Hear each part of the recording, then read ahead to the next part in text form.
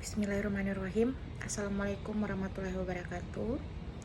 Saya Ajrani, mahasiswa kelas 19C dengan nomor induk 2022 MM 2403093. Pada kesempatan ini saya akan membawakan sebuah materi tentang manajemen sumber daya manusia oleh Bapak dosen kami, Dr. Laudia Mijaya Kamaludin, MADM, KP. Pengantar manajemen sumber daya manusia. Manajemen sumber daya manusia terdiri dari kata manajemen dan sumber daya manusia. Manajemen adalah arti seni mengatur proses dan pemanfaatan sumber daya manusia dan sumber daya lainnya secara efektif dan efisien untuk mencapai tujuan tertentu.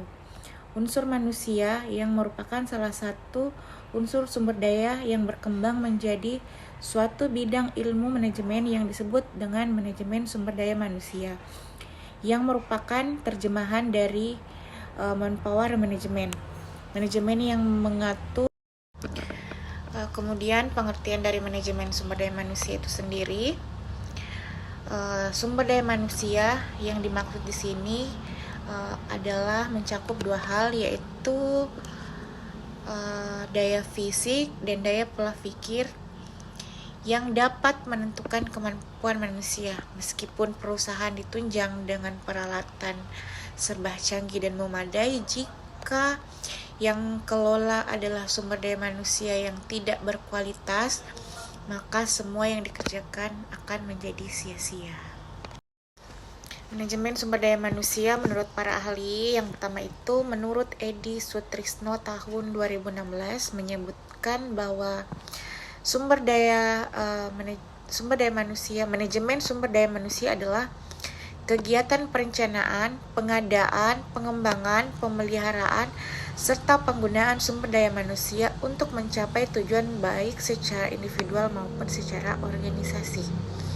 Dan yang kedua, menurut Hasibuan tahun 2016 menyebutkan bahwa manajemen sumber daya manusia adalah suatu ilmu dan seni untuk mengatur hubungan dan peranan tenaga kerja. Tujuan manajemen sumber daya manusia. Yang pertama itu menentukan kualitas dan kuantitas karyawan yang akan mengisi semua jabatan dalam perusahaan tersebut. Kedua, menjamin tersedianya tenaga kerja masa kini maupun masa depan, sehingga setiap pekerjaan ada yang mengerjakannya sesuai dengan jabatan dan fungsinya masing-masing. Tujuan yang ketiga itu menghindari terjadinya mismanagement dan tumpang tindih dalam pelaksanaan tugas. Yang keempat, mempermudah koorganisasi, integrasi, dan sinkronisasi, sehingga produktivitas kerja itu semakin meningkat dalam suatu waktu yang sudah ditentukan. Nah, yang kelima, menghindari kekurangan dan kelebihan karyawan. Permasalahan manajemen sumber daya manusia. Pertama, apa peran manajemen sumber daya manusia yang terdistribusi? Kedua, bagaimana peranan manajemen sumber daya manusia di era digital? Ketiga, bagaimana manajemen sumber daya manusia pasca pandemi COVID-19?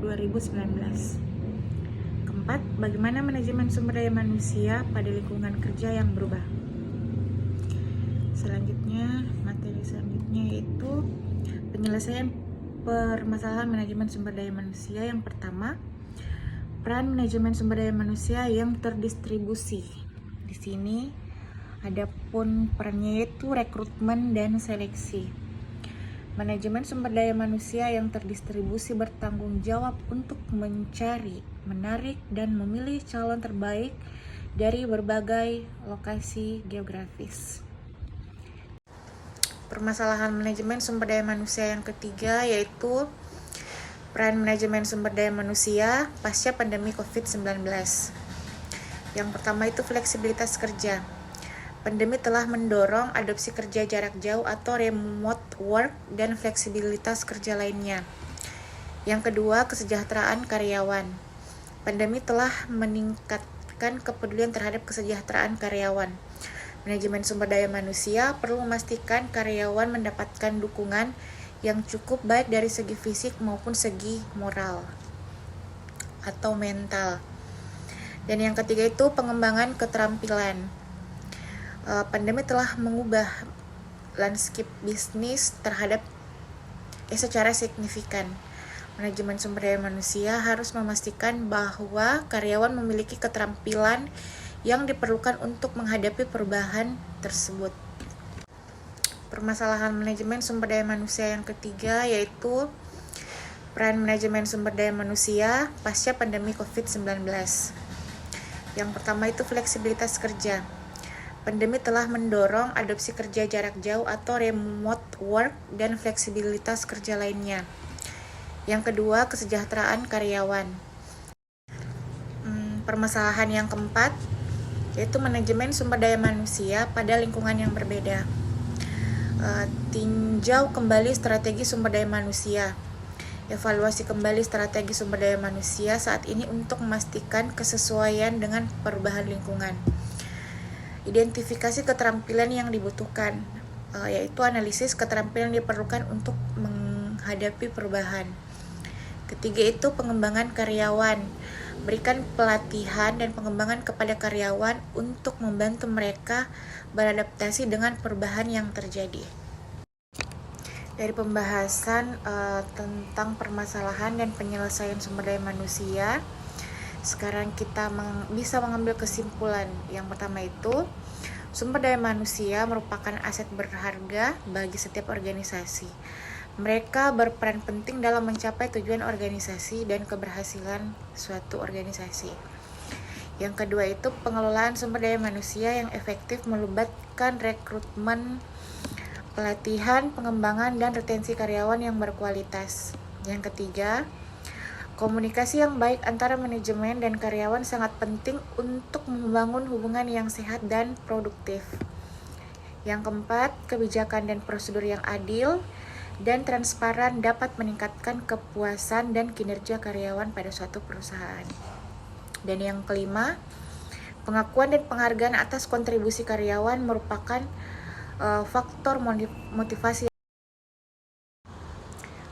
Berikutnya adapun saran dari permasalahan dan penyelesaian tentang sumber daya manusia yang kita bahas tadi. Yang pertama itu, investasikan waktu dan sumber daya manusia dalam rekrutmen yang baik. Pilih kandidat yang memiliki keterampilan dan nilai-nilai yang sesuai dengan organisasi. Kedua, berikan pelatihan dan pengembangan yang berkelanjutan kepada karyawan untuk meningkatkan keterampilan mereka dan mendukung pertumbuhan karir. Ketiga, lakukan evaluasi kinerja secara teratur dan berikan umpan balik konstruktif kepada karyawan. Identifikasi peluang untuk perbaikan dan pengembangan lebih lanjut. Keempat, berikan intensif dan pengakuan kepada karyawan yang mencapai hasil yang luar biasa.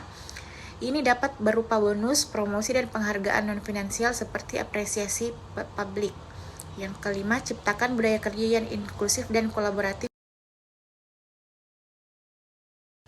Setelah kesimpulan dan saran saya paparkan, saya rasa cukup untuk materi manajemen sumber daya manusia yang saya paparkan. Saya mohon maaf atas segala kekurangan tentang materi ini, dan saya mengucapkan banyak terima kasih kepada Bapak Dr. Laude Amijaya Kamaludin telah memberikan kami tugas seperti ini yang bisa memberikan pengalaman kepada kami untuk lebih kreatif dalam mengerjakan tugas di kemudian hari. Saya mohon maaf Pak, dan saya mohon pamit. Saya Ajarani. Assalamualaikum warahmatullahi wabarakatuh.